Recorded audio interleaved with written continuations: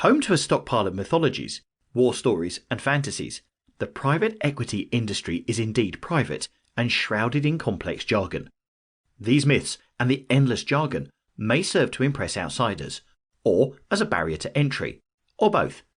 This myth debunking, and hopefully never boring, book attempts to assist you on your quest to learn more about this industry, and more generally to help you understand this fascinating, fast-growing, and often controversial financial sector. You would be surprised at the far-reaching grip of private equity in most of our daily lives. The New York Times runs a blog called This Is Your Life, brought to you by private equity, which says it all. The water you drink, the restaurant you go to, the clothes you wear, the car you rent, the movies you watch, the pharmacy you go to, are all likely controlled by private equity firms. 8 of the largest 10 employers in the US are private equity firms.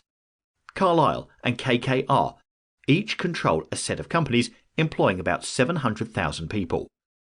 11 million people work for a private equity-sponsored company in the US as of 2016. Yet, the reach is even closer, as a private equity firm may even be your landlord. Blackstone, the world's largest private equity firm, owns commercial real estate such as the Willis Tower in Chicago, and more single-family homes in the US than any other private entity.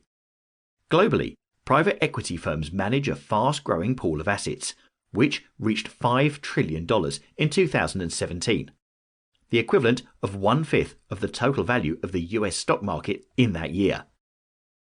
Students worldwide are desperate to break into this industry, perhaps because it is one of the most highly remunerated.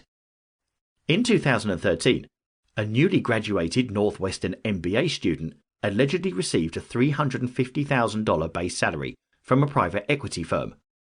Poets and Quants magazine reports that, in 2015, private equity became the most sought-after industry for business school graduates, ahead of investment banking and consulting.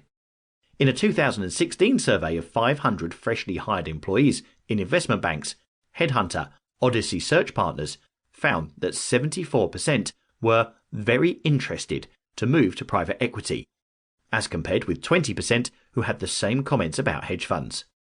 A year earlier, only 45% of respondents had wanted to move into private equity. With so many people seeking to move into this complex industry, and with many affected by its impact, there exists a need for a concise, yet precise, guidebook. The working of private equity is complex, full of politics and special interests.